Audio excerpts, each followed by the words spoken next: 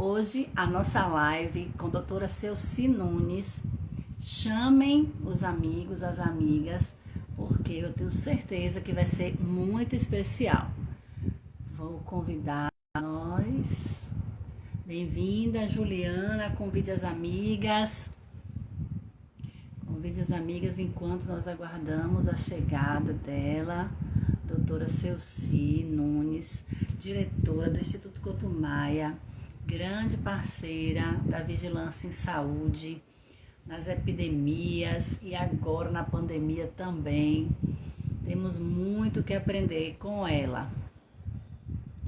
Enquanto eu vejo aqui a chegada dela, por favor, convidem todas as pessoas que vocês sabem que vão se beneficiar, né, da nossa conversa de hoje. Só um minutinho, vamos aguardar. Convidar também aqui as pessoas.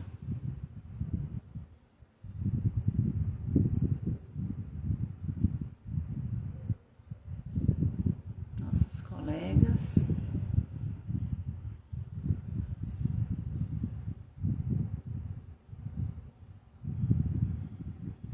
Bem-vinda, Celci.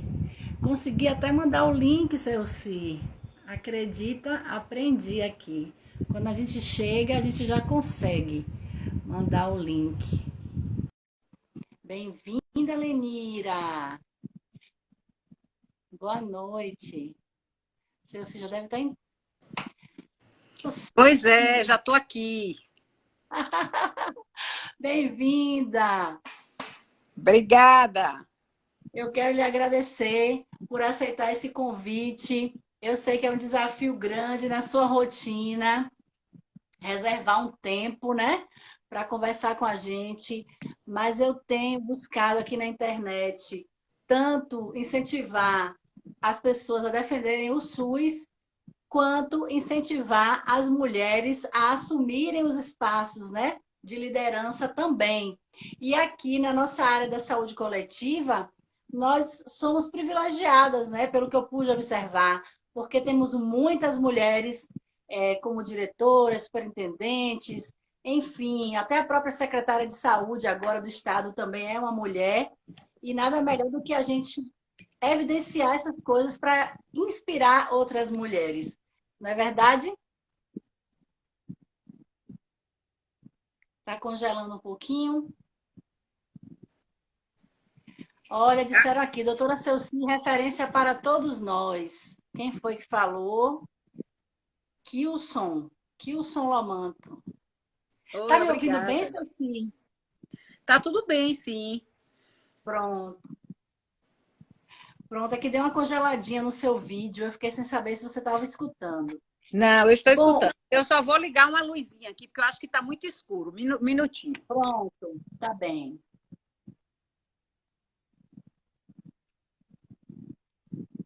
Anderson, bem-vindo. E agora? Pronto, ficou bom. Acho que melhorou, né? Melhorou. Que ótimo. Estou à sua disposição, viu, Inês? Pronto. Eu queria que você começasse um pouco assim, né? Contando um pouco da sua história.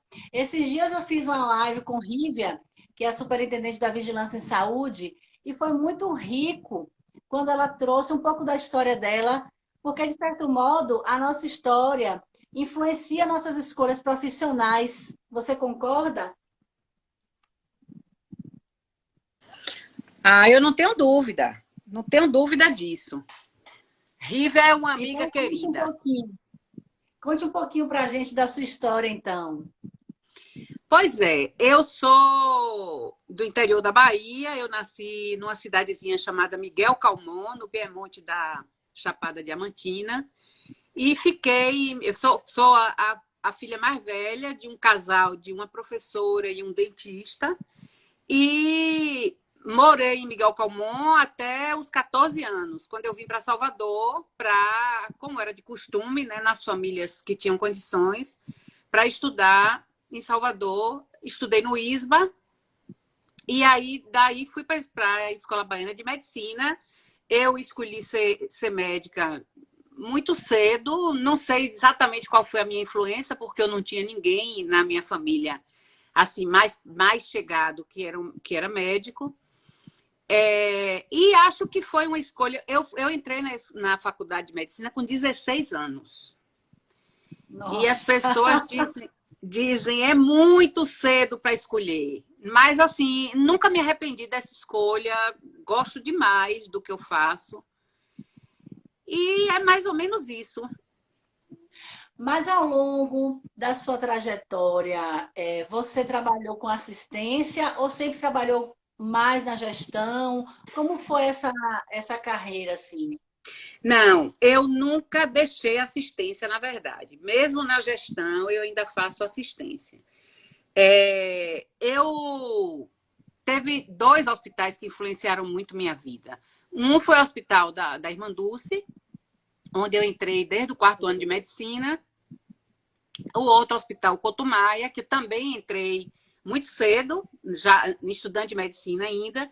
E também o Hospital Emílio Ribas, em São Paulo, que é um Sim. hospital de doenças infecciosas, que é uma referência também para o Brasil.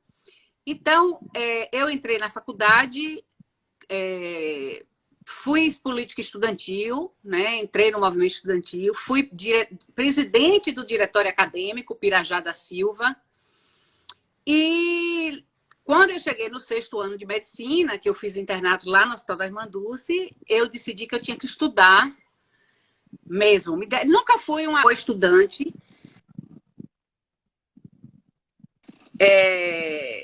Tida como CDF, que o pessoal falava naquela época. E o Cotumaia influenciou muito minha vida. Né? Eu cheguei no Cotumaia, no curso de medicina, no 4º ano, e achei muito interessante aquele tipo de doença, aquele contato. E é uma especialidade, a infectologia, que é a especialidade clínica que mais é ligada à epidemiologia e à saúde pública. Então, eu acho que é por isso que eu fiz, que eu gosto muito de clínica, então eu uni mais ou menos as duas coisas.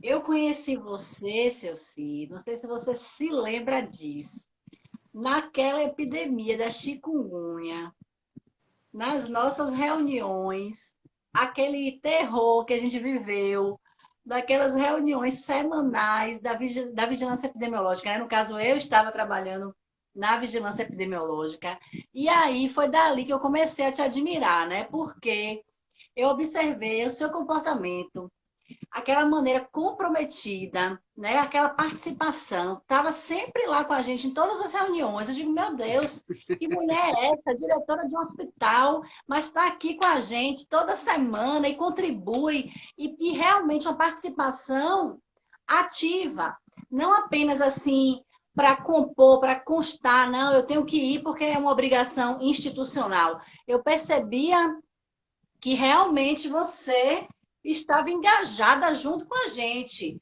E isso me marcou bastante. Tanto que eu te encontrei, falei, eu te admiro muito e tal. Tudo com base nessa vivência que nós tivemos. Por isso que eu insisti bastante para que você viesse, porque é esse tipo, sabe, de profissional que eu gosto de evidenciar, para que a gente possa ter mais pessoas assim.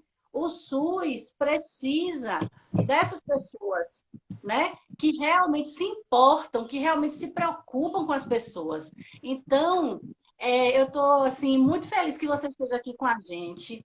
E aí eu queria que você contasse também para a gente um pouco assim, na sua trajetória profissional, você sentiu alguma dificuldade, alguma diferença no tratamento ou nas oportunidades em função de ser mulher, já que nós estamos evidenciando aqui as mulheres esse mês de março? Olhe, eu acho que por eu ter escolhido uma especialidade, que é uma especialidade clínica, é uma especialidade que não é uma especialidade disputada e tal, eu não percebi muito isso. Mas tem uma outra coisa também, viu, Inês?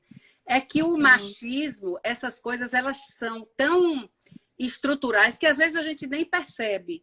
Então, é aquilo que a mulher está falando e o homem interrompe, o homem quer explicar à mulher o que é. Né? Às vezes, uma especialista, chega uma pessoa, um homem que sabe muito menos do que eu da área e fica querendo me ensinar o que é. Então, isso é muito corriqueiro na vida da gente.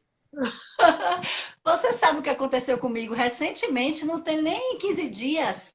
Ah, Aqui na Policlínica nós temos os micro-ônibus, né, que transportam os pacientes. E aí um deles foi para a oficina e a gente estava querendo saber a previsão, quando é que o ônibus ficaria pronto para que a gente pudesse planejar, né, a questão do transporte dos pacientes.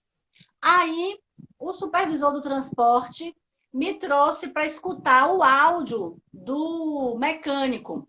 Olha, elas são mulheres, não entendem de mecânica. O senhor precisa explicar a elas que não é assim. Eu preciso encontrar peça, eu preciso isso, eu preciso aquilo. Aí eu disse a ele, eu disse, o senhor poderia ter me poupado essa emoção de escutar uma coisa dessas. verdade. Porque eu vou dizer para ele que nós temos equipamentos aqui dentro da unidade muito mais caros e mais complexos do que o carro que ele conserta. Ou que não tem nada a ver com ser mulher. E, se eu não entendo de Exatamente. mecânica, ele também não entende de saúde. Então, eu digo, gente, pelo século XXI, eu sou obrigada a escutar isso. Que ele Imagina, tem que me pois é. explicar porque eu sou mulher e não entendo de mecânica. Então, assim, A isso está gente muito tem no que dia a fazer dia da emoções. gente. E às vezes a gente nem percebe, né? Sim. Mas eu acho, seu Si, que na nossa área da saúde coletiva, na nossa área de saúde pública, talvez, pelo fato das mulheres até serem a maioria, né? A gente tem menos esse problema do que eu tenho observado em outras áreas. Eu tenho observado muitos relatos de muitas mulheres com muitas dificuldades, até mesmo entre pessoas que trabalham com a gente, né? Eu conversei há algum tempo atrás com uma pessoa e ela disse a mim que o pai não permitia que ela estudasse e o marido não permitia. Então, assim, veja que situação a gente ainda ter mulheres impedidas de estudar, né? Parece uma coisa tão assim distante, mas não, é dia atual, momento atual. Oi, Inês, eu tenho uma história muito pessoal sobre isso, que é interessante. Meu avô paterno é, teve filhos e filhas. E ele estimulou os filhos a estudar, mas as filhas fizeram só o primário. E as filhas iam ajudar em casa. E a gente começou a se dar conta daquilo quando ia crescendo. E aí, quando eu vim embora para Salvador, que eu fui me despedir dele, aí ele disse assim: minha filha, olhe, não namore não, viu?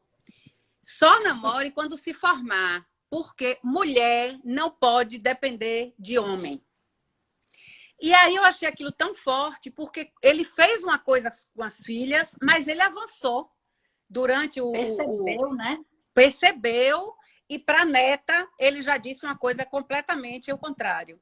Então, eu acho que a mulher também é importante em trazer essas coisas para informar, para conversar, né, com os filhos, com os pais, sobre isso, né? Que nós não queremos ser iguais aos homens, nós queremos direitos iguais, porque nós somos biologicamente diferentes, né? Tem várias diferenças, mas a gente quer os mesmos direitos, é salário igual para trabalho igual, é oportunidade de trabalho igual. Eu acho que é isso que a gente quer. Isso é tão importante, porque às vezes vem também esse discurso, né? Ah, você não quer ser igual? Então carrega o peso que eu carrego. Quer dizer, não é isso que a gente quer, não é esse tipo de igualdade biológica, né? Biologicamente falando. Exatamente. Eu até brinco, eu digo, onde tem homem, mulher não carrega peso. Agora também, se não tiver homem, a gente se vira e consegue dar um jeito, né, não, Ceci? Com certeza. E a gente faz tantas outras coisas, né? Todo o cuidado com os filhos fica muito mais nas costas das mulheres do que dos homens. Nessa pandemia, isso foi muito marcante, porque as mulheres, além de ter que trabalhar, home office, algumas nós não, né? Que ficamos trabalhando direto. Mas, além disso, tinha que dar conta das atividades de casa. Com muito pouca divisão, que é o que as mulheres comentam. É verdade, chega cansa só de pensar, viu, Ceci? Porque assim, com a questão da suspensão das aulas, né? Essa dinâmica ficou ainda mais difícil, porque aquelas mulheres que não tinham rede de apoio para deixar seus filhos para trabalharem, né, no período da pandemia, tiveram que se virar nos 30. E aí, Ceci, voltando agora, né, que você falou sobre que nós continuamos trabalhando, né? Nós que somos da saúde, na pandemia mesmo assim, a gente precisa trabalhar, né? Uhum. Eu queria lhe perguntar justamente sobre isso. Esses desafios enfrentados, não só na pandemia agora, a gente pode falar especialmente dessa questão da pandemia, mas nesse histórico de epidemias, né? Porque, como eu citei aqui, eu lhe conheci naquela situação da Da chikungunya, mas chikungunya. eu imagino que antes disso você já deve ter vivido outras emoções. Antes de eu chegar, acho que você já viveu outras emoções, né? Eu, quando cheguei na vigilância, estava bem naquela fase da epidemia de sarampo entre homens adultos, né?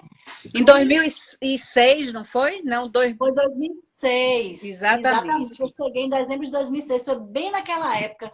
Então, assim, eu acredito que de tempo em tempo a gente vive alguma emoção. Eu queria que você falasse um pouco sobre isso, a sua experiência com essas epidemias e até fizesse uma correlação agora com a pandemia.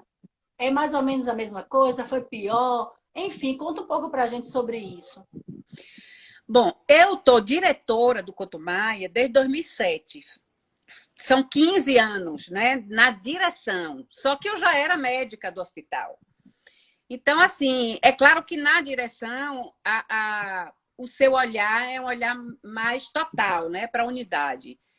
É, mas foram várias coisas, né? Porque as doenças infecciosas, embora a gente tenha melhorado muito, porque reduzir. Você não vê mais sarampo, você não vê mais difteria, você não vê mais quase tétano, embora ainda exista, mas é muito pouco. As meningites, o Cotumai, a principal doença que internava era a meningite, até 2013. De 2013 para cá, não é mais meningite. A AIDS tomou o lugar, né? Assim, por quê? Porque todas que eu falei são doenças preveníveis por vacina. Então, no momento que a vacina chega no sistema de saúde, essas doenças tendem a diminuir mesmo. Mas nós pegamos a epidemia de dengue, várias epidemias de dengue, dengue em criança. Eu lembro que teve uma vez que nós tivemos leptospirose junto com dengue, que foi uma coisa Nossa. muito, muito complicada, né? Perdemos pessoas muito queridas. Nós perdemos um colega médico com dengue hemorrágica, um caso trágico. Então, assim, foram muitas batalhas. Uma das coisas que mais me marcou foi a questão do ebola, porque o Ministério da Saúde e a própria Secretaria de Saúde colocou o Cotumaia como possível referência se a gente tivesse caso de ebola. E a estrutura do Cotumaia antigo era muito ruim para você ter dar conta desse grande desafio que era o ebola. Graças a Deus não chegamos, mas nós não chegou aqui, mas nós tentamos nos preparar, fazer protocolos. Então, e depois nós tivemos, aí você já lembra, Inês, que você já era da. Nós tivemos a grande epidemia de doença meningocócica em Salvador em 2009 para 2010, né? Que o Cotumaia foi o grande centro de assistência dessas pessoas. E naquela época, não sei se você lembra, as pessoas mais acometidas eram adultos jovens. Então, passamos por isso. E, assim, desde que nós chegamos no Cotumaia, a gente entendia que aquela unidade lá não dava mais conta dos desafios que eram as doenças infecciosas e que era a tecnologia que se necessitava em um hospital. E logo a gente tratou de tentar construir esse novo hospital. E foi uma batalha muito grande, né? Só em 2018 só e agradecendo também, porque se a gente tivesse que enfrentar a Covid naquela estrutura lá de perto do Bonfim, a gente não tinha conseguido fazer nada do que a gente fez. Eu estou aqui pensando como se eu estivesse lá com vocês. Mas me fala um pouco sobre isso, Celci, até essa mudança mesmo do Couto Maia, né? Como você avalia essa mudança em que aspectos assim você destacaria essa mudança e também um pouco da rotina quando veio a questão da pandemia Covid, né? Você pode relatar um pouco isso para a gente? É, claro que eu posso. O novo hospital, ele vem sendo, desde que eu entrei, logo que eu entrei em janeiro, em fevereiro, em abril eu fiz um documento para a secretaria que se chamava 10 motivos para o novo Cotumaia, mas a gente só conseguiu ter uma resposta de que a gente ia ter um novo hospital mesmo em 2010 para 2011. E aí nós começamos a trabalhar nessa modalidade que foi oferecida para ter o novo Cotumaia, que era uma PPP, uma parceria público-privada. Só que era uma PPP completamente inovadora, Inês, porque o parceiro privado, ele construía, equipava e era responsável pelos serviços chamados não clínicos. E todo o serviço clínico, que era a atenção direta ao paciente, era da Secretaria de Saúde. Então, eu acho que essa é uma modalidade excelente, porque tira aquela burocracia de você fazer manutenção e tal, você facilita as coisas. E, ao mesmo tempo, a coisa que é mais importante está na mão da Secretaria de Saúde, do Estado. Então, eu acho que foi um modelo muito interessante. A gente passou por alguns momentos difíceis, porque para a gente construir o novo hospital, o local que foi indicado para ser o novo hospital era onde funcionava o antigo leprosário, né? O Hospital Dom Rodrigo de Menezes, de Hanseníase. Então, nós recebemos a Hanseníase e todos os servidores no Cotumaia Velho. Então, foi uma coisa de maluco, viu? Só assim, à Nossa, vontade mesmo. eu não sabia, não. Eu Pois é, visitei o Dom Rodrigo de Menezes na época que eu ensinava saúde coletiva com os alunos e tal. Conheci o antigo, né? Dom Rodrigo de Menezes. E quando falaram que o hospital ia acabar, ficou essa dúvida, né? E para onde vão as pessoas que ainda estão lá? Né? Algumas pessoas que moravam, inclusive, lá. pois é. Já Daquela época vinha. que a gente tinha muito preconceito, né, Celci, com as pessoas com lepra, né, que a gente, hanseníase que antigamente se chamava de leprosos, né? Então existia muito Exatamente. preconceito e algumas pessoas viviam lá ainda quando a gente visitou o hospital. É. A hanseníase, o leprosário, na verdade, era quase uma cidade, porque no século XX ainda, né, na década de 40, se segregavam as pessoas com hanseníase. Então, elas iam morar naquela cidade, só os hansenianos, tiravam os filhos das pessoas. Era uma coisa muito brutal. E assim, mas já vinha se fazendo um trabalho de reintegrar essas pessoas às famílias e tal. Então, o que nós pegamos, que trouxemos para o Cotumaia, foi a assistência que tinha a esses pacientes. Né? Os moradores tal não foram para o Cotumaia. Então, era alguma coisa mais aguda que o paciente tinha, que era internado lá e passou a internar no Cotumaia. E toda a parte ambulatorial, que era imensa, também foi para o Cotumaia, velho ainda. Então, foi assim, a gente teve que receber essa estrutura, porque ali no lugar ia ser construído um novo hospital. E agora a gente tem um hospital que tem um serviço grande de hanseníase, muito bom, por sinal. Então, a gente agregou as duas coisas no hospital só. Isso foi uma coisa muito interessante. Nós estamos aqui com a colega nossa, Lisandra Amin, que é diretora atualmente, né, do Hospital Santa Teresa, em Ribeira do Pombal. Está aqui dizendo que live maravilhosa, mulheres fantásticas, sensacionais, mulheres que mudam a sociedade e fortalecem o SUS. Lisandra, você também, Lisandra, faz parte desse time, viu? E a live que eu te convidei continua de pé. Lisandra é uma pessoa que não gosta de fazer lives, seu Si, É. mas ela me deu a honra de fazer uma live comigo e agora eu estou na paquera para ela fazer mais uma. Ai, que ótimo! Obrigada, Lisandra. Seja bem-vinda. Pois bem. Então, e aí, voltando para a questão da pandemia, Da seu Cid, conta um pandemia. pouquinho dessa experiência para a gente. Pois é, a pandemia foi uma experiência extremamente marcante. Uma coisa marcante é que, assim, no carnaval, no último carnaval que teve antes da pandemia, meu pai adoeceu e veio para Salvador e passou 18 dias na UTI e faleceu. E foi nesse momento que foi decidido que o Couto Maia ia ser a primeira referência para a Covid. Então, foi um momento de muita divisão que eu fiquei. E o interessante é que meu pai faleceu no dia 14 de março, no dia 15 de março a gente enterrou meu pai no interior, lá em Miguel Comum, e no dia 16 eu vim para montar todo o serviço para receber a Hanseníase. E a gente, a minha A equipe, hanseníase não, a ou Covid. a Covid, desculpe, falando de Hanseníase. E aí a gente se enterrou no hospital, né? Então, o meu luto, eu vivi fazendo isso. E a gente ficou, os primeiros 2 meses, a gente não teve um dia de descanso, nem sábado, nem domingo. A equipe trabalhou, a equipe de direção, as coordenações, trabalhou de domingo a domingo, sem descanso. Porque foi muito desafiador, muito desgastante, porque era uma doença nova, a gente não conhecia, a gente teve que montar protocolo de biossegurança, protocolo de assistência, inclusive para outros lugares do estado, né? Então a gente foi a primeira referência. Então, foi muito duro e foi muito gratificante. No dia 23, nós recebemos o primeiro paciente Covid.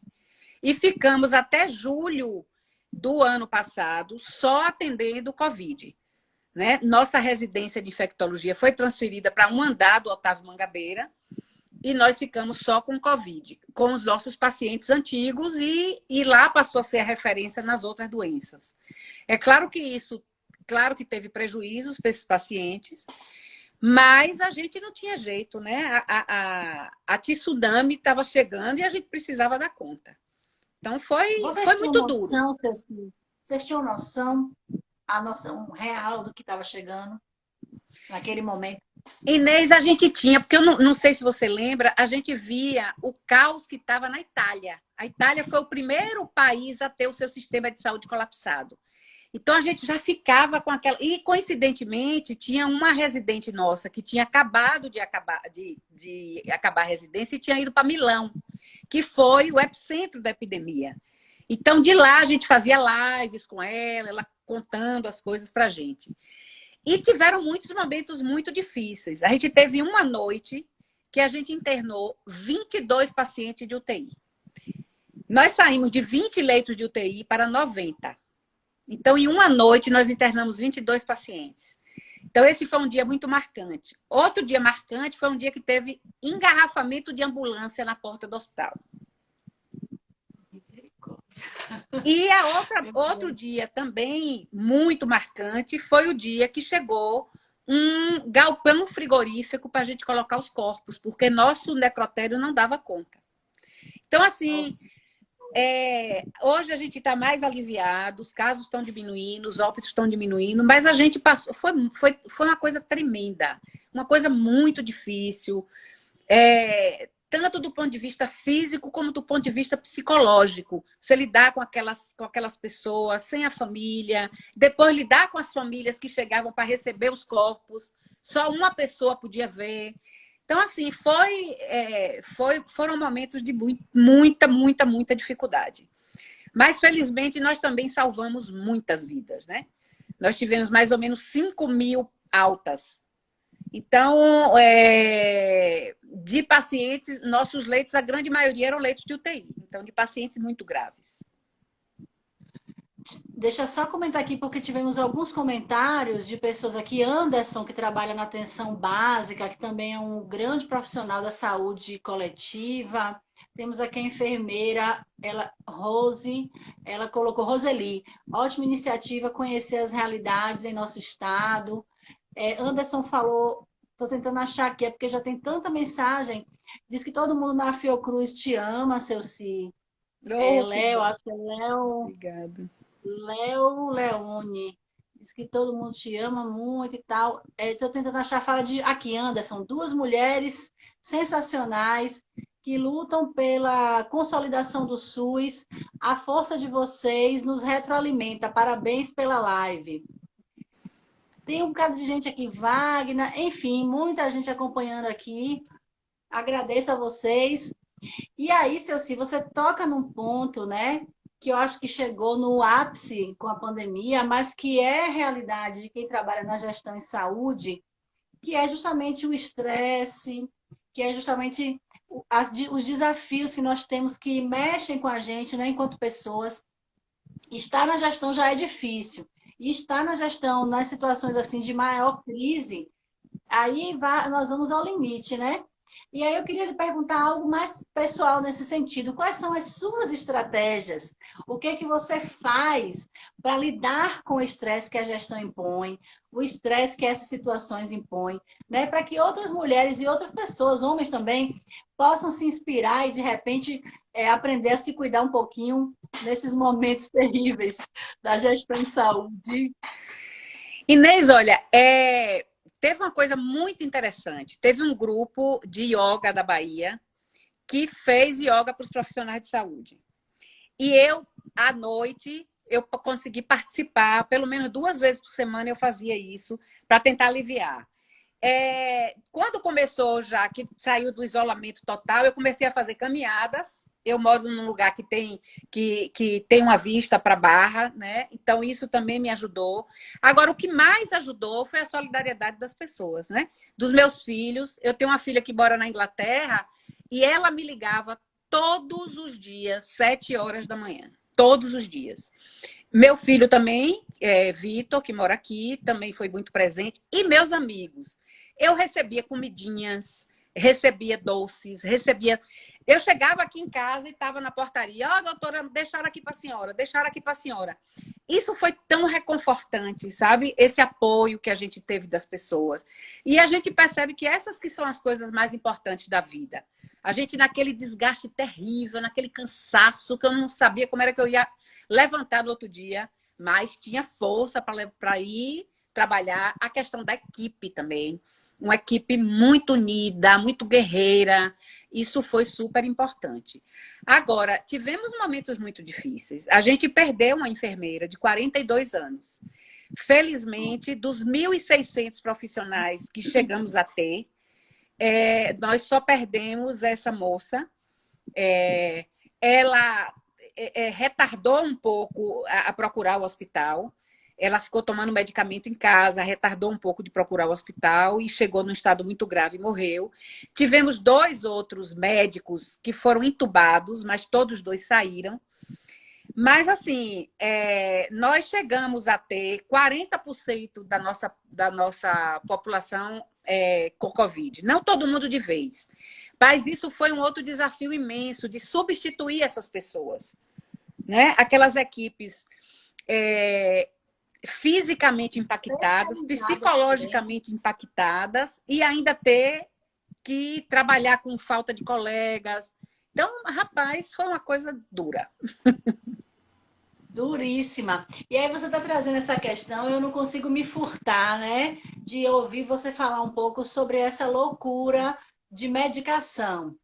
Você citou aí que a enfermeira tomou medicação, e aí eu fico assim, realmente indignada, porque ainda temos pessoas que defendem, né? Até hoje nós temos pessoas que defendem algumas medicações que não são apropriadas, né, para a Covid. O Você teria próprio algum comentário O próprio sobre Conselho isso? Federal de Medicina ainda tem lá, entre suas notas, uma nota autorizando os médicos a usarem hidroxicloroquina. Isso foi muito duro também, porque a gente foi seguindo a ciência, a gente se reunia 2 vezes na semana para rever os protocolos, fizemos lives com pessoas, o pessoal da Fiocruz, o pessoal do SIDAX, o pessoal do IS, que tiveram muita ajuda para a gente. Então, fizemos lives com o pessoal da Inglaterra, participamos de reuniões com chineses, e a gente sabia que essas medicações não funcionavam, e assim, a gente tinha pacientes que chegavam impondo a equipe para usar. E isso foi muito desgastante para a equipe, né? E assim, você me disse assim, faça um paralelo com as outras epidemias e endemias. As pessoas da minha idade já viveram profissionais de saúde da minha idade, você é mais jovem, já viveram duas pandemias. A pandemia de HIV e essa é a segunda pandemia, a pandemia de Covid-19. E várias epidemias, inclusive de H1N1, que também é uma doença transmissível por via respiratória. Mas o papel do Ministério da Saúde nas outras epidemias, ele foi muito importante e deu um suporte muito grande para as equipes em todos os lugares. Então, você tinha protocolos, H1N1, HIV, você tinha protocolo do Ministério. E era um protocolo para o Brasil inteiro. E nessa, não. Nós tivemos que construir nossos protocolos, né? Cada unidade teve que construir seus protocolos. E isso também foi muito desgastante. Você não tinha esse suporte, né? Além do negacionismo. Né? Faltou coordenação nacional. Com certeza, não tenho a menor dúvida disso. Você está falando e eu já estou ficando nervosa, sabia? Parece que eu estou passando tudo de novo, vivendo essa... Porque, assim, agora a pandemia parece que está começando novamente, né? A melhorar a situação, mas ainda não é uma situação confortável. Como é que você percebe isso, Silci, esse momento? Porque já tem lugares que estão flexibilizando o uso da máscara, situações assim, eu fico preocupada. Olha, não tem dúvida que nós estamos num momento muito melhor. Né? O número de casos o aumento de casos foi muito explosivo com a Ômicron. O aumento dos internamentos dos casos graves em muito menor grau. Também aumentou, mas muito menor grau por causa da vacina. Mas a gente ainda está com a média de mais de 500 mortes por dia no Brasil. Então, assim, a gente ainda não dá para flexibilizar de tudo, entendeu? Então, por exemplo, as pessoas que têm comorbidades, os imunodeficientes, pessoas que estão fazendo quimioterapia, os idosos com comorbidade, essas pessoas não vão parar de usar máscara tão cedo. Né? As pessoas que não têm problema nenhum de saúde, em breve a gente vai realmente, já tem cidades fazendo e provavelmente a gente vai fazer no mês de abril, se continuar tudo como está, né, em queda, a gente vai flexibilizar a máscara em locais abertos, onde não tiver aglomeração, mas em locais fechados, principalmente locais que não têm ventilação nenhuma, locais com ar-condicionado, ainda vai ser, a gente ainda vai demorar de tirar a máscara, eu não tenho a menor dúvida disso. Ô, Celci, existe já alguma definição sobre o prazo de efeito, vamos dizer assim, das vacinas que nós temos? Olha, a gente sabe que essas vacinas de Covid-19, a imunidade vai caindo, né? A gente viu isso com a primeira dose, segunda dose, que é o esquema básico da maioria das vacinas, são 2 doses. Aí tivemos que fazer o reforço, e esse reforço, a terceira dose, foi importantíssimo para a Ômicron, porque a gente viu que para a prevenção da Ômicron, você realmente precisava de 3 doses. E agora estamos na 4ª dose para imunodeficientes. A gente não sabe, Inês. Os estudos mostram que 2 doses mais um reforço já melhora muito a proteção. Agora, qual a duração, a gente ainda não sabe. Pode ser que a gente venha até, já está se estudando, você fazer a vacina da gripe junto com o coronavírus anualmente. E pode ser que esse SARS-CoV-2 também ele desapareça, como desapareceu o SARS-CoV-1. Mas isso são respostas que o tempo ainda vai nos dar. Pois bem, né? Um pouquinho de parcimônia aí, paciência, resiliência, que ainda temos algumas dúvidas, né, sobre essas questões. Celci, para a gente começar a encerrar nossa live, finalizando nossa live, claro, se você quiser falar alguma coisa que eu não lhe perguntei, e também eu queria lhe pedir qual é a sua mensagem para as mulheres, né? Que essa live de março eu estou assim focando nas mulheres. Eu queria saber da sua mensagem para elas. Inês, assim, eu acho que as mulheres elas precisam ocupar os espaços públicos, os espaços de gestão, os espaços na política, né? Nossa representação, por exemplo, na política, nas câmaras, nas assembleias, é mínima. É 15%, no máximo 20%. E nós somos 52% da população. Então, eu acho que esse espaço a gente precisa conquistar. Porque eu acho que o olhar feminino ele é diferenciado, né? Agora, Inês, eu quero lhe falar uma coisa que eu me lembrei agora. Saiu no jornal O Globo de ontem uma avaliação sobre as cidades governadas por mulheres. As cidades governadas por mulheres tiveram uma melhor controle da pandemia do que as governadas por homens. E a gente sabe também que já tem estudos mostrando que as cidades mais bolsonaristas elas tiveram um pior, onde Bolsonaro ganhou a eleição, teve uma margem muito maior, elas lidaram pior com a pandemia. Mas mesmo nessas áreas, se a gestora for mulher, ela lidou melhor. Então, isso é um dado fantástico. Eu quero essa reportagem, essa pesquisa. Eu vou lhe mandar. Me mandaram a foto da reportagem. Então, está muito ruim de ler. Mas, de qualquer forma, eu vou lhe mandar para ver se você consegue. Porque eu não sou assinante do Globo, eu não consegui ler a original. Sim. Mas é muito interessante. Já é um dado muito importante, né? Exatamente. Ainda tem gente chegando aqui, viu, Ceci? Lisandra já disse aqui que você representa ela. Tem vários comentários aqui das pessoas parabenizando a live, te elogiando. Mas é muito importante mesmo a gente falar sobre isso, sabe, Ceci? Eu tenho há mais ou menos 1 ano e meio tentado aprender sobre essas coisas aqui da internet, né? Sobre marketing digital, tentado trazer a saúde coletiva para a internet, o SUS, para que mais pessoas conheçam e mais pessoas defendam o SUS. Então, assim, nessa minha experiência, eu tenho observado muito e tem me marcado muito a questão da mulher nesses espaços profissionais, sabe?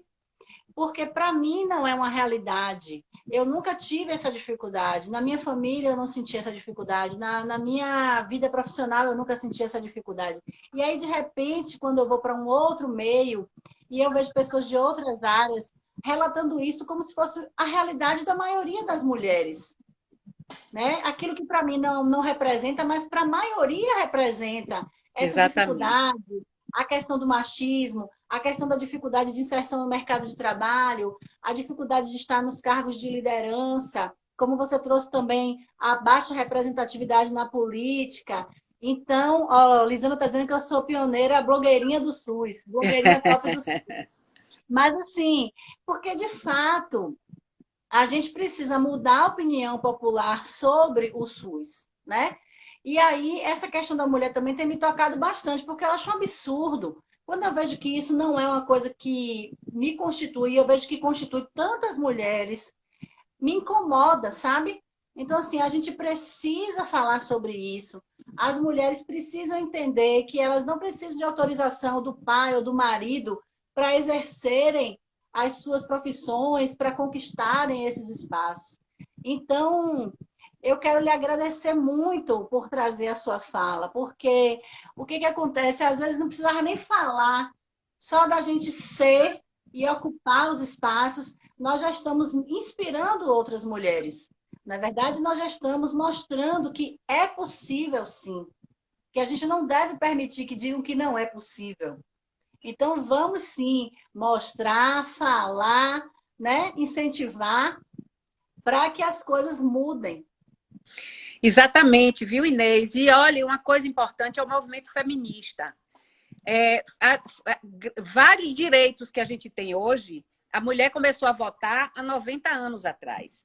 E foi graças a só 90 anos atrás, né? E foi graças às feministas, né? Tudo que a gente conquistou no mercado de trabalho e tal foi graças ao movimento feminista. E eu acho que as mulheres devem se engajar nisso. O movimento feminista não é contra o homem, é simplesmente por direitos iguais. Então, eu acho que isso é uma coisa muito importante. Essa palavra, né? Eu acho que a palavra feminista ela é muito ainda pouco conhecida. As pessoas utilizam de uma forma distorcida e acabam criando um preconceito. O meu filho mesmo é adolescente, né?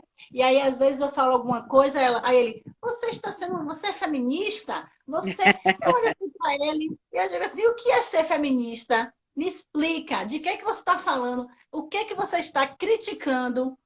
Né? Porque às vezes a pessoa nem sabe o significado daquilo, mas já vai aprendendo a criticar. Então é preciso realmente a gente esclarecer, né? Talvez, como você fez hoje, sobre direitos iguais. Nós não queremos ser Exatamente. iguais, nós queremos apenas garantir os direitos das mulheres, não é verdade? Pois é, queremos dividir o trabalho de casa, o cuidado com os filhos, né? Não ter a terceira jornada, a violência contra a mulher, que também é imensa. Então, são vários temas aí para se conversar. Para a gente discutir. É. Pois bem, seu Sim. Eu, eu gostaria, se você quiser falar mais alguma questão, como eu falei que eu não lhe perguntei, se quiser acrescentar alguma coisa e a gente começar a finalizar nossa live. Pronto. A minha mensagem final é apelando para as pessoas, para os homens e para as mulheres que estão nos escutando, para levar as crianças para vacinar. Né? A gente teve um aumento de Covid com a Ômicron nas crianças. As crianças, a vacina é extremamente segura. Eu sei que os pais ficam muito aflitos com tanta notícia falsa, mas as vacinas são seguras. Então, vamos levar nossos filhos, sobrinhos, netos, irmãos para vacinar e também completar o nosso esquema de vacinação. Eu acho que o fim da pandemia depende da vacina. Muito bem, verdade. Muito Eu é que obrigada agradeço, mesmo. adorei, viu? Erma, um Tá colega bem. meu aí me dando um abraço, todo mundo que mandou mensagem, grande abraço, viu, gente? Obrigada, Inês. Muito obrigada. Um beijo. A live vai ficar gravada para quem quiser rever ou se você quiser depois dizer para alguém vir assistir, fica Ótimo. aqui gravada. Viu? Tá Um certo, beijo, querida. beijo. Beijo, Tchau, tchau. tchau.